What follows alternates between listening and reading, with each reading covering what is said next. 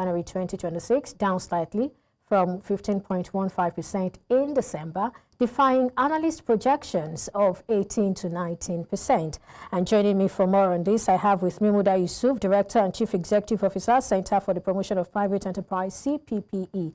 Thank you so much for joining me today, Doctor. Thank you very much, Perpetua. Thanks for having me. All right, and Vincent Oshoma, Head Securities Dealing, Blue Marina Securities Limited, will also be joining me for this particular conversation. Thank you for joining me. Inflation, as we see, printed 15.10% in January, much lower than analyst expectations. Doctor, what do you make of that? Well, I think it's in line with the trend that we have been witnessing over the last couple of months. We have seen the impact of food inflation. Consistently, we have seen the disinflationary trend. We have also seen that the exchange rate has been stabilizing, and the exchange rate has a very significant impact on inflation outcomes. So if you look at the trend over the last 6-7 months, the trend has been consistent. I'm talking about the disinflationary trend. And that is what we are still continuing to see as we speak. So it did not come to me as a surprise that we have this further deceleration in inflation, even though it's very, very marginal. I mean, moving from 15 point, 15 to 15.10, very marginal. But the trend has been consistent. Right. Now, how significant is this moderation for food inflation, which we saw drop, sharply to 8.89%? That's single digits inflation right there year on year, and core inflation also is to 17.72%. I mean, talk to us about this. No, it's very significant because if you look at the issue of food, when we talk about poverty, one of the major concerns as far as poverty is concerned is affordability of food. And we have seen that over the last couple of months, we have been seeing a deflation, not even a disinflation. And what I mean by that is that we have been seeing a gradual reduction in the price of some food items. And if you look at the month-on-month figures, I mean, practically for all the variables, we have seen a negative trend in terms of contraction in prices. Whether you talk about food inflation or even talking about core inflation, we have been seeing a deceleration. And when you even look at the headline inflation, month on month, we have seen a reduction. So it is good for welfare because that will make it much easier for people to afford food. Of course, there are still some food items whose prices are still very sticky. But for many of the food items like grains, like gari, tomato, and the rest of them, the prices have gone, and it's good for welfare.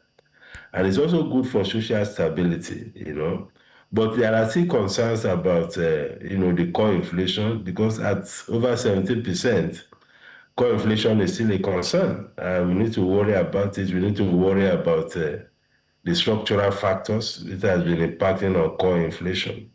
So there's still a whole lot to do. And we have also seen some regional disparities in inflation. I mean, in some parts of Benue, Kogi, the inflation is still very high. We have the highest level of inflation in some locations. In some locations, a bit lower. Again, these are largely structural issues that we need to address. I like that you've talked about the structural issues. I would have just asked you, how we should begin to address them, but I think you've mentioned one or two of those. So let's talk about the sustainability of this trend. Do you see it being sustained in the long term? Well, it is sustainable. There's no doubt about it, because when you look at the macroeconomic conditions, which is also critical to inflation, the macroeconomic conditions have been generally stable. Of course, there are a few concerns about risk of election spending and all of that down the road later as we progress towards the election.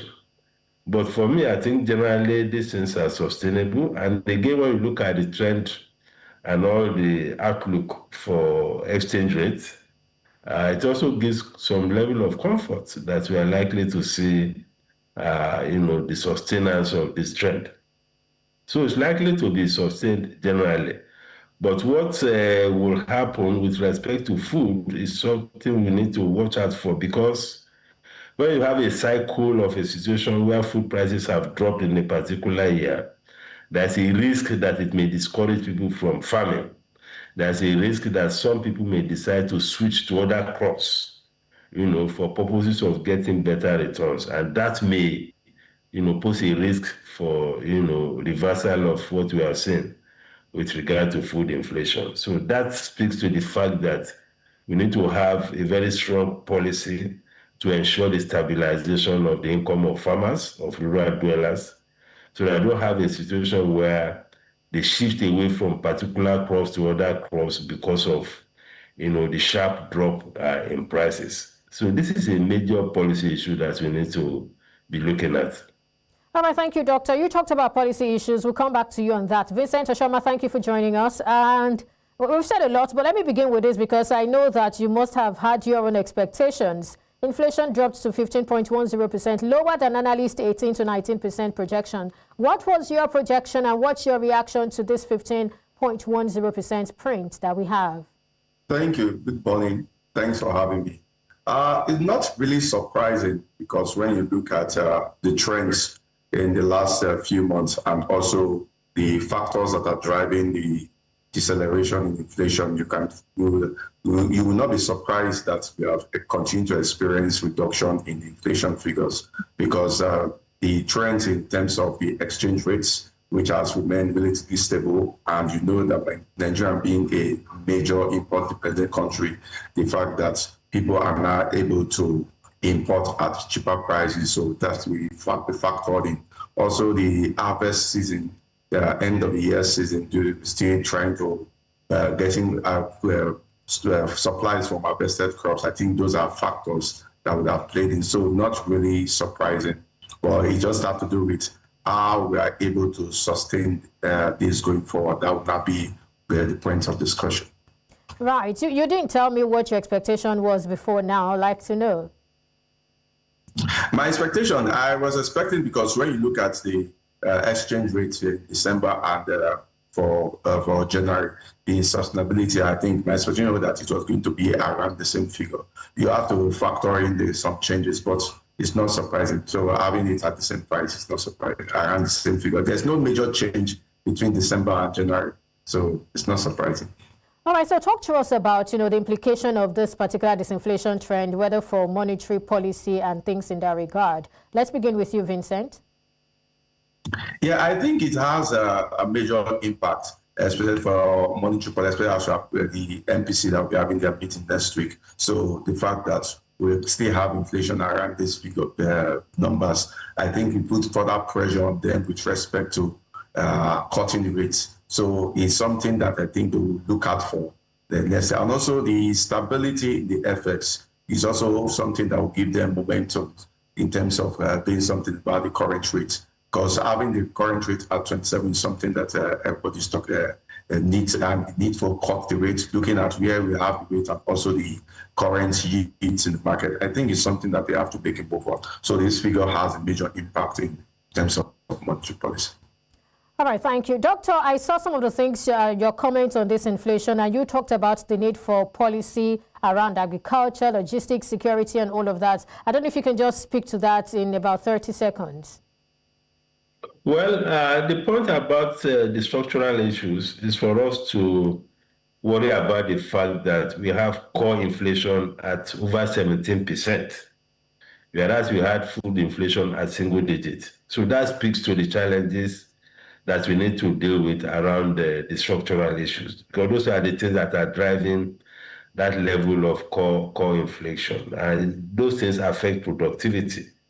Then when you also look at the geographical disparities, it has to do with issues of insecurity in some locations, logistics and so on, to connect some different parts of the country to the food baskets of the country, to the markets and so on. So those factors are very, very critical, when we talk about inflation and when we talk about building an economy that's inclusive, so that the benefits of the lowering inflation or this inflation trend is something that benefits practically all parts of the country. All right, thank you so much, Dr. Muda Yusuf, Director and CEO, Center for the Promotion of Private Enterprise. Thank you for your time on the show today. Thank you very much. Thank you. And Vincent Oshoma, Head Securities Dealing, Blue Marina Securities Limited. Thank you too for joining us today.